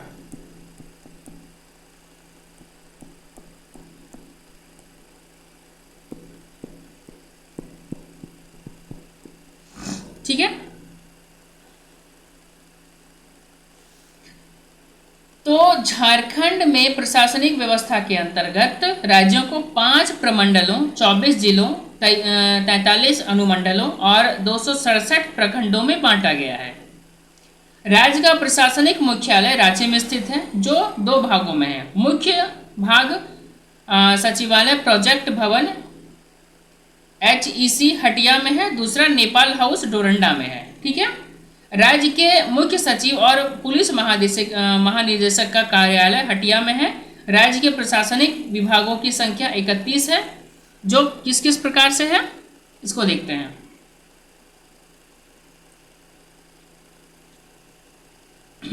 तो सबसे पहला आता है आपका पशुपालन एवं सहकारिता विभाग। इसके बाद मंत्रिमंडल सचिवालय एवं निगरानी विभाग, वाणिज्य विभाग, ऊर्जा विभाग, खाद्य सार्वजनिक वितरण एवं उपभोक्ता, स्वास्थ्य चिकित्सा शिक्षा एवं परिवार, उच्च एवं तकनीकी शिक्षा विभाग, सूचना एवं जनसंपर्क विभाग, विधि विभाग, कार्मिक प्रशासनिक सुधार एवं राजभाषा विभाग, राजस्व पंजीकरण एवं भूमि सुधार विभाग, ग्रामीण विकास विभाग, पर्यटन, कला संस्कृति, खेलकूद एवं युवा विभाग हो गया, नगर विकास एवं आवास विभाग, कल्याण विभाग, भवन निर्माण विभाग, मंत्रिमंडल यानी कि निर्वाचन विभाग, पेयजल एवं स्वच्छता विभाग, आबकारी विभाग, वन पर्यावरण एवं जलवायु मामले विभाग, ठीक है, गृह जेल एवं आपदा प्रबंधन विभाग, कल्याण विभाग, ठीक है, उद्योग विभाग, सूचना एवं प्रौद्योगिकी एवं ई गवर्नेंस विभाग, खान एवं भूतत्व विभाग, योजना सह वित्त विभाग, सड़क निर्माण विभाग, स्कूली शिक्षा एवं साक्षरता विभाग, परिवहन विभाग, इसके बाद जल संसाधन विभाग, महिला बाल विकास एवं सामाजिक सुरक्षा विभाग। ये 31 विभाग आपका होता है इसमें, ठीक है। इसके बाद देखते हैं इन सभी विभागों का कार्य राज्यपाल द्वारा संपादित होता है। जिस मंत्री के अधीन यह विभाग होता है वह विभाग का प्रधान होता है। मंत्री की सहायता के लिए सरकारी सचिव और एक निजी सहायक होता है। उसके अन्य सहायकों में निजी सहायक एवं टंकन आदि होते हैं। टंकक यानी कि टाइपर इसको कह सकते हैं, टाइप करने वाला, ठीक है। सचिव के अतिरिक्त इसके सहायकों में विशेष सचिव, अतिरिक्त सचिव, संयुक्त सचिव, उप सचिव, अपर सचिव एवं निबंधक होते हैं। विभागों में पद वृद्धि वित्तीय विभाग की सहमति से होती है। इन सभी विभागों के कार्य के अध्ययन एवं निरीक्षण आदि के लिए राज्य में मुख्यमंत्री की सहायता के लिए सचिवालय होता है। सामान्यतः मुख्यमंत्री सचिवालय में भारतीय प्रशासनिक सेवा के वरिष्ठ पदाधिकारी को प्रमुख बनाया जाता है, ठीक है, जिसके अधीनस्थ सहायक उप सचिव, अपर सचिव एवं अन्य सचिव होते हैं। सचिवालय के मुख्य सचिव को लोक सेवा का अध्यक्ष कहा जाता है। वह सभी विभागों के बीच सहयोग और समन्वय सुनिश्चित करने का केंद्र बिंदु होता है। मंत्रिपरिषद का मुख्य सलाहकार होने के नाते मुख्य सचिव सरकारी तंत्र का प्रधान कहा जाता है। यही मुख्य सचिव अन्य विभागों के सचिव की संलेख सूचनाएं मुख्यमंत्री को पेश करता है और जनसंपर्क अधिकारी की भूमिका में केंद्र व अन्य राज्यों के सरकारों के साथ राज्य की वार्ता का सेतु बनता है, ठीक है। अब राज्य सचिवालय के जो प्रमुख कार्य हैं उसको हम लोग एक एक करके देखते हैं, ठीक है।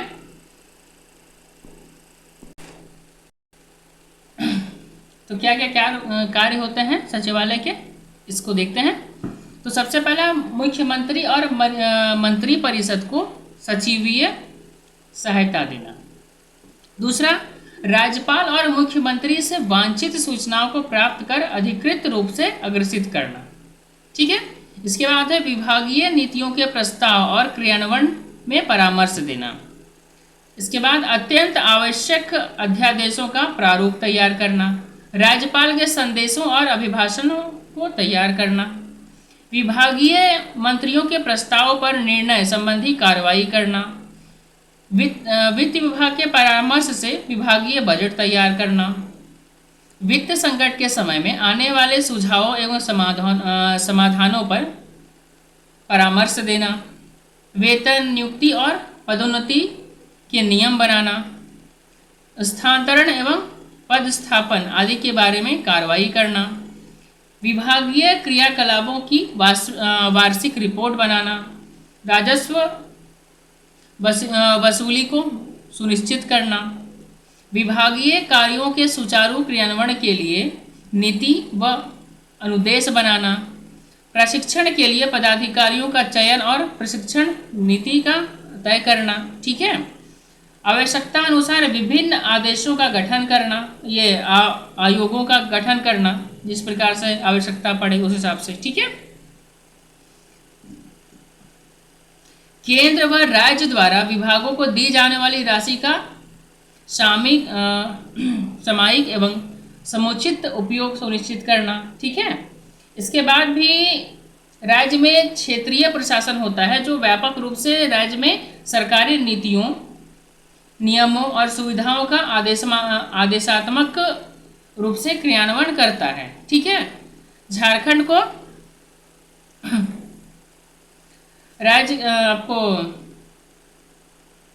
राज्य में क्षेत्रीय प्रशासन को 5 भाग में बांटा गया है। ठीक है, कौन कौन सा भाग है? तो सबसे पहला प्रमंडलीय प्रशासन है, उसके बाद जिला प्रशासन है, अनुमंडल प्रशासन है, प्रखंडीय प्रशासन है और ग्राम प्रशासन है। तो एक एक करके सबको हम लोग देखते हैं। सबसे पहले प्रमंडलीय प्रशासन को देखते हैं। ठीक है,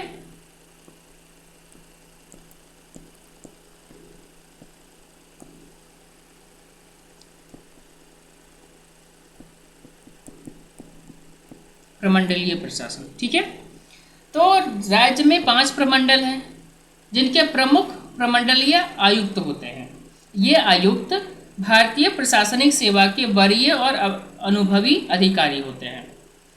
आयुक्त के कार्यों में जिला अधिकारियों की विविध या विधि विकास कार्यों से पर्यवेक्षक की भूमिका और न्यायालयों के कार्य आदि होते हैं। आयुक्त के सहायक अपर जिला दंडाधिकारी स्तर के सचिव के अलावा एक उपनिदेशक एक ये खाद्य से होगा, उसके बाद उपनिदेशक पंचायती राज और अपर जिला दंडाधिकारी यानी कि फ्लाइंग स्क्वाड के रूप में होते हैं। ठीक है, इसके बाद आता है जिला प्रशासन। जिला प्रशासन। ठीक है, तो इस व्यवस्था का उद्देश्य सरकार के सभी सेवाओं को प्रभावी ढंग से नागरिकों तक पहुंचाना है। ठीक है, इसका प्रमुख जिलाधिकारी होता है। राज्य में जिलाधिकारी को उपायुक्त से जाना जाता है और इसे विभिन्न पद रूपों में अपना कार्यभार संभालना होता है। ठीक है, कलेक्टर के रूप में उपायुक्त को कौन कौन से कार्य करने होते हैं इसको बताते हैं। ठीक है, तो सबसे पहला भू राजस्व वसूली, केनाल एवं अन्य शुल्कों की वसूली। ठीक है, विभिन्न राजकीय ऋणों की वसूली, राष्ट्रीय विपदाओं का मूल्यांकन और उनमें सहायता कार्य, स्टाम्प एक्ट का प्रभावी क्रियान्वयन, सामान्य एवं विशेष भूमि अर्जन का कार्य, जमींदारी बॉन्ड्स का भुगतान, भू अभिलेख का समुचित रखरखाव, भूमि पंजीकरण का कार्य, सांख्यिकी संबंधी रिकॉर्ड रखना। कलेक्टर की भूमिका के साथ ही उपायुक्त को जिलाधिकारी की भूमिका भी निभानी पड़ती है। नागरिक सुविधाओं के क्रियान्वयन हेतु इस भूमिका में जो उपायुक्त के कार्य हैं कुछ इस प्रकार से हैं। कौन कौन से हैं? तो राज्य सरकार के आदेशों का क्रियान्वयन करना, जिला कोषागार का प्रबंधन करना, प्रशासनिक पदाधिकारी को प्रशिक्षण देना, चरित्र प्रमाण पत्र एवं नागरिकता संबंधी प्रमाण पत्र निर्गत करना, अनुसूचित जाति, जनजाति, पिछड़ा वर्ग, सैनिक और भूमिहीनों के लिए भूमि बंदोबस्त संबंधी कार्य करना। ठीक है, जिला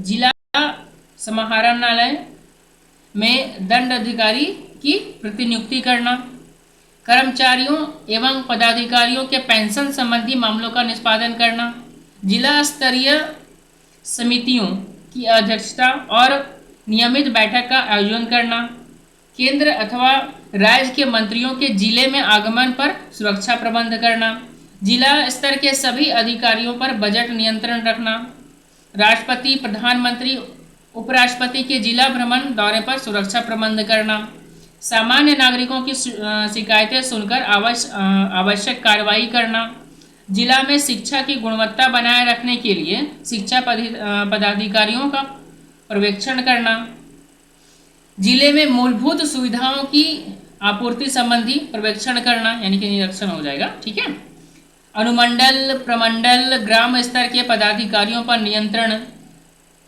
और पर्यवेक्षण या उन्हें अवकाश संबंधी कार्य भी करना।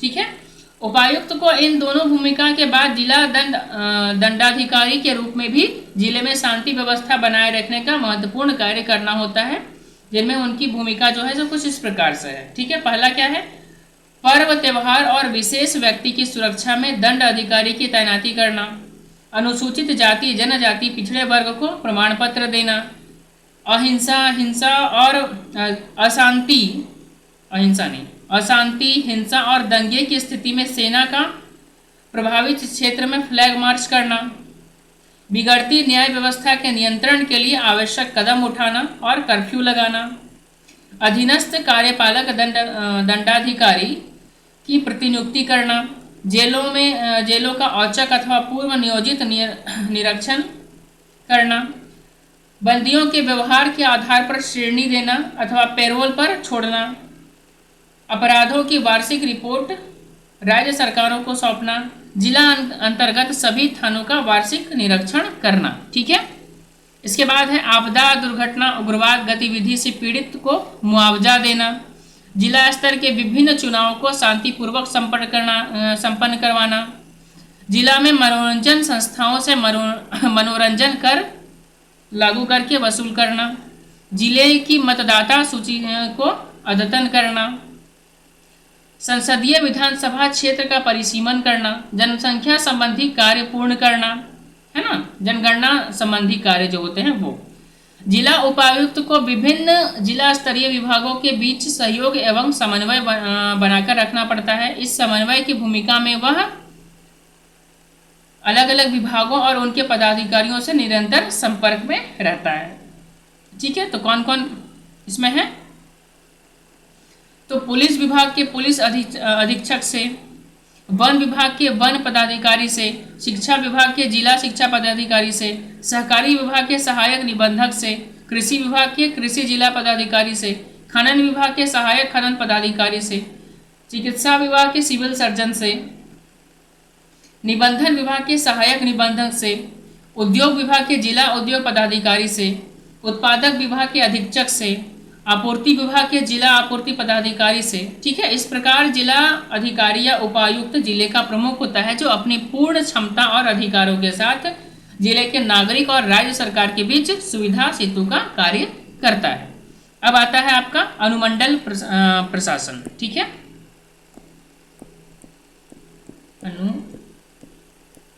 अनुमंडल प्रशासन। ठीक है, तो जिला प्रशासन के बाद क्षेत्रीय प्रशासन में अनुमंडल प्रशासन आता है, जिसका प्रमुख अनुमंडल पदाधिकारी एसडीएम होता है। यह पद भारतीय प्रशासनिक सेवा के पदाधिकारी अथवा राज्य प्रशासनिक सेवा के पदाधिकारी को सौंपा जाता है। झारखंड के अनुमंडल प्रशासन में दोनों प्रकार के पदाधिकारी हैं। ये अधिकारी भी अपने क्षेत्र में जिला अधिकारी की भांति ही कई भूमिकाओं का निर्वहन करते हैं। राजस्व विधि और न्याय संबंधी कार्यों में इनकी प्रमुख भूमिका होती है। इसके साथ ही ये विकास संबंधी योजना का पर्यवेक्षण और क्रियान्वयन करने का कार्य भी करते हैं। यह पदाधिकारी कृषि और भूमि संबंधी राजस्व वसूलने और अंचलाधिकारियों के आदेशों के विरुद्ध अपील सुनने का कार्य करते हैं। अपने अधीनस्थ प्रतिनियुक्तियों का कार्य करते हैं। क्षेत्र में कानून व्यवस्था बनाए रखने हेतु पुलिस पर नियंत्रण और आदेश जारी करता है। क्षेत्र में शस्त्र आवेदनों पर अनुशंसा के साथ शस्त्र का वार्षिक परीक्षण भी करता है। साथ ही क्षेत्र में आने वाले जिला या राज्य केंद्र के विशेष व्यक्तियों की सुरक्षा का प्रबंध भी करता है। ठीक है, अब आता है प्रखंड प्रशासन।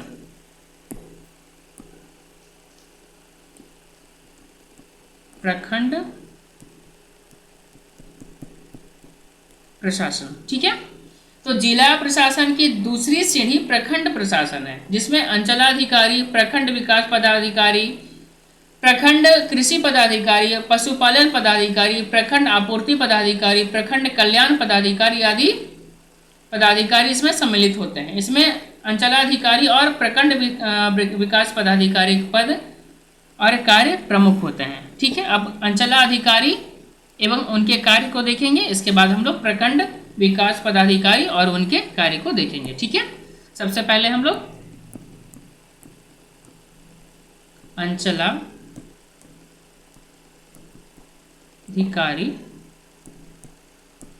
एवं उसके कार्य, ठीक है।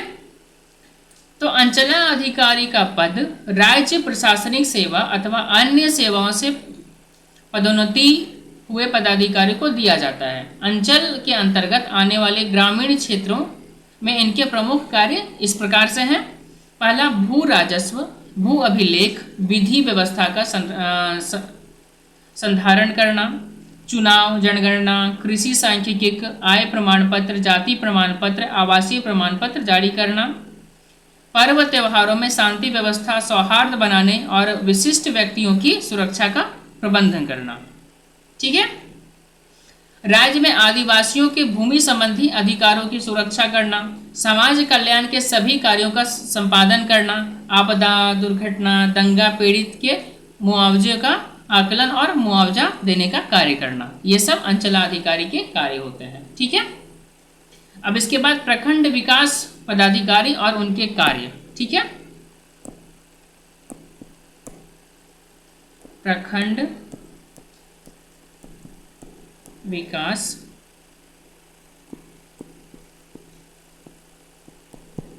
अधिकारी एवं उनके कार्य, अब इसको देखते हैं, ठीक है। तो यह राज्य प्रशासनिक सेवा के पदाधिकारी अथवा राज्य कृषि सेवा के अधिकारियों को सौंपा जाने वाला पद है। यह अधिकारी प्रखंड के सभी विभागों के अधिकारियों के बीच सहयोगी और समन्वय की भूमिका निभाता है। इसके क्या क्या काम है इसको देखते हैं, ठीक है। तो केंद्र सरकार की योजनाओं का क्रियान्वयन करना, ग्रामीण क्षेत्रों में स्वरोजगार संबंधी आवेदन की अनुशंसा करना, साथ ही साथ ग्रामीण क्षेत्रों में विकास योजनाओं को क्रियान्वित करना, ठीक है। इसके बाद आता है हमारा ग्राम पंचायत।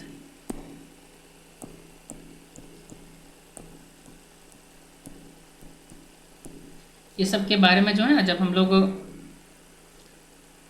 ये सुशासन वाला चैप्टर पढ़ेंगे उसमें आपको और भी ज़्यादा विस्तार पूर्वक देखने को मिलेगा ये सब।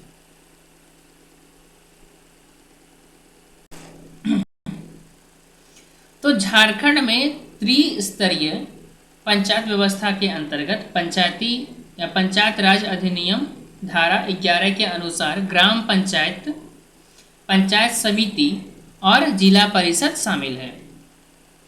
राज्य में जनसंख्या के अनुपात में ग्राम सभा में अनुसूचित जाति,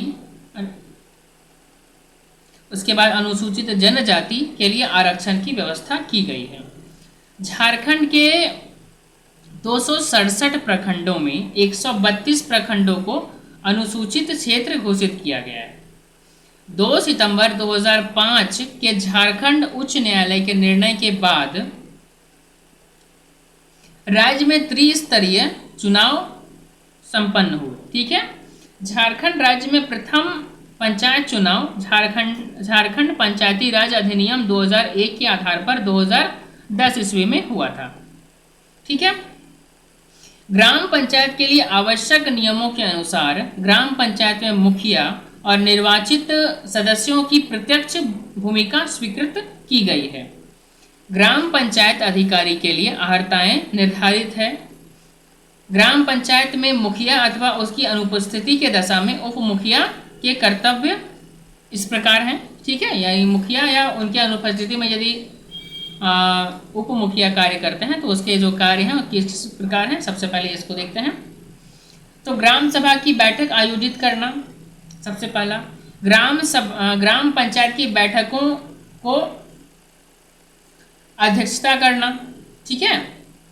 ग्राम पंचायत के अभिलेखों और पंजियों की अभिरक्षण करना, ग्राम पंचायत निधि से भुगतान व चेक जारी करना, ग्राम पंचायत निधि की सुरक्षित अभिरक्षा करना, ग्राम पंचायत के कर्मियों पर प्रशासनिक नियंत्रण रखना, ठीक है।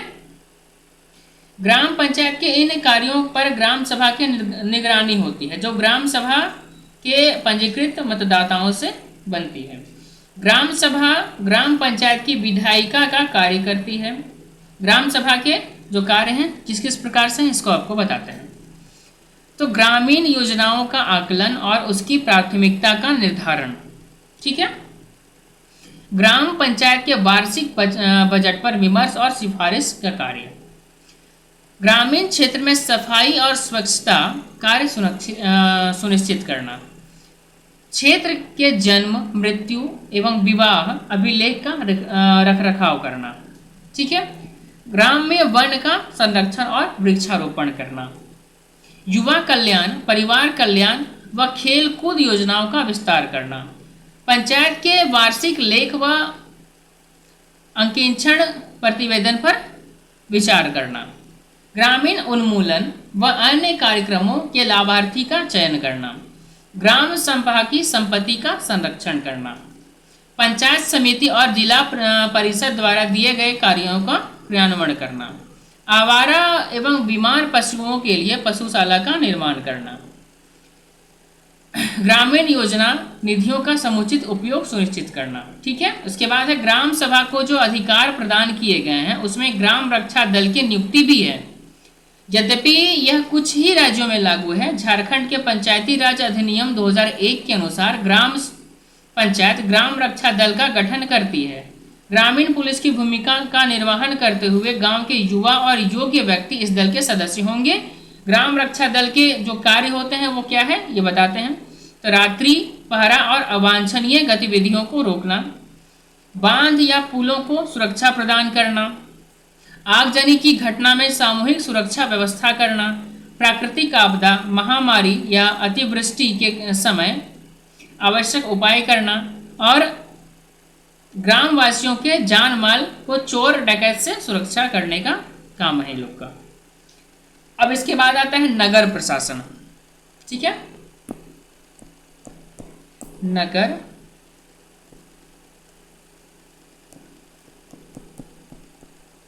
नगर प्रशासन। ठीक है। तो झारखंड राज्य के शासन में नगरीय प्रशासन की भूमिका शहरी क्षेत्र का सुनियोजित विकास, स्थानीय संसाधनों का अधिकतम लाभ हेतु उपयोग, ठीक है, स्वास्थ्य व्यवस्था, लोक सेवाओं का निरूपण आदि की सुविधा उपलब्ध कराने की होती है। ठीक है। क्या क्या कार्य हैं अब इसको देखते हैं। सबसे पहला आता है नगर निगम। नगर निगम तो यह 10 लाख से अधिक लेकिन 20 लाख से कम जनसंख्या वाले क्षेत्रों में नगर निगम का गठन होता है। झारखंड में रांची, धनबाद, देवघर, हजारीबाग, चास एवं रामगढ़ नगर निगम यहाँ पे स्थापित है। ठीक है। इसके बाद आता है नगर परिषद। नगर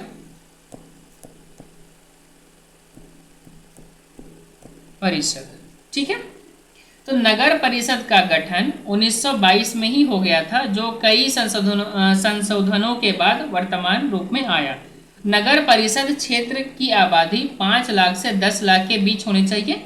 इसका 4 अंग होता है। कौन कौन सा? तो परिषद, समिति, उपाध्यक्ष और कर्मचारी। ठीक है। अब एक एक करके उसको देखते हैं। तो नगर परिषद की सदस्यों की संख्या राज्य सरकार निर्धारित करती है। वर्ष 2016 में झारखंड में नगर परिषद की कुल संख्या 18 है, जिनमें 80% सदस्य निर्वाचित होते हैं, शेष को मनोनीत किया जाता है। ये वार्डों में विभाजित नगर परिषद के प्रत्येक वार्ड का एक पार्षद यानी कि काउंसलर होता है। नगर परिषद के अध्यक्ष एवं उपाध्यक्ष अवैतनिक होते हैं, उसमें वेतन उसको नहीं मिलता है। ठीक है। प्रमुख कार्यपालक अधिकारी व उनके सहायक राजस्व, स्वास्थ्य, जल अभियंता, लेखपाल, कनिष्ठ अभियंता, कर दरोगा व अन्य कर्मचारी होते हैं। तो और नगर परिषद के जो कार्य हैं कुछ इस प्रकार से हैं, एक एक करके उसको बताते हैं हम। ठीक है। तो सबसे पहला पेयजल की आपूर्ति, हैंडपंपों की स्थापना और रखरखाव, जन्म और मृत्यु का पंजीकरण व प्रमाण पत्र निर्गत करना, प्राथमिक विद्यालयों की स्थापना और शिक्षा व्यवस्था। ठीक है। नगर के सभी मकानों के नंबर का निर्धारण करना, सार्वजनिक सड़कों एवं गलियों पर प्रकाश व्यवस्था करना, नगर की नालियों का निर्माण, रखरखाव और सफाई करना, सार्वजनिक स्थानों एवं पार्कों आदि की साफ सफाई करना, मच्छर कीटों आदि के प्रकोप की रोकथाम के लिए आवश्यक कदम उठाना, स्वास्थ्य संबंधी कार्य, अस्पतालों का रखरखाव और सफाई आदि कराना, पेयजल की स्वच्छता बनाए रखने के लिए कुओं और हैंडपंपों का रखरखाव करना। इसके अतिरिक्त नगरीय प्रशासन में क्षेत्रीय विकास पदाधिकारी, उन्नयन, न्यास और नगर पंचायत भी संबंधित क्षेत्र के सर्वांगीण विकास, उसकी नागरिक सुरक्षा यानी कि नागरिकों की सुरक्षा, सुविधाएं, आवश्यकताओं और नागरिक अधिकारों के तहत कार्य करते हैं। ठीक है। झारखंड राज्य में क्षेत्रीय विकास परिषद अब तक केवल रांची में ही कार्यरत है।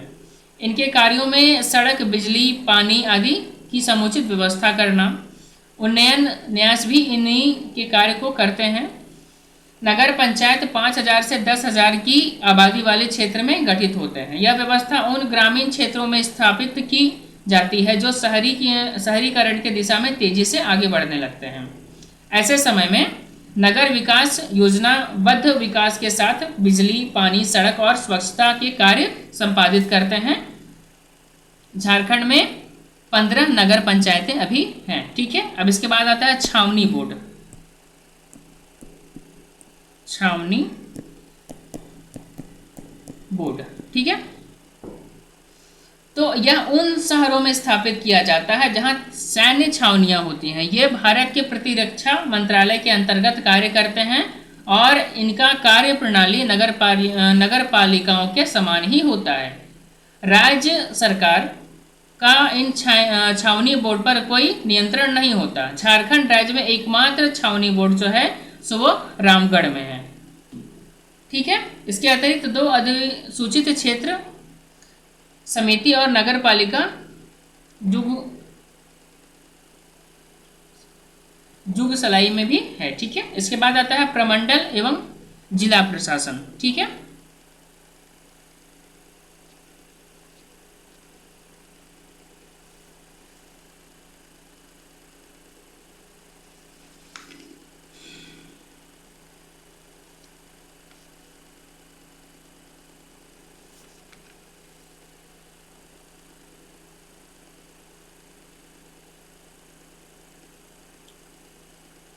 प्रमंडल एवं जिला प्रशासन जो है सो झारखंड को 5 प्रमंडलों में बांटा गया है और भौगोलिक स्थिति के आधार पर प्रत्येक प्रमंडल की जिलों की संख्या भिन्न भिन्न है। ठीक है। यही है, अलग अलग जिला का अलग अलग ये है। अब इसका जो है आपका हर एक जिले के विषय में बिंदुवार तरीके से बताया गया है, परंतु ये हम जब झारखंड का क्लास लेंगे उस समय आप लोगों को बता देंगे। ठीक है। एक्स्ट्रा इसमें टाइम देके कोई फ़ायदा है नहीं। ठीक है। तो आज के लिए इतना ही।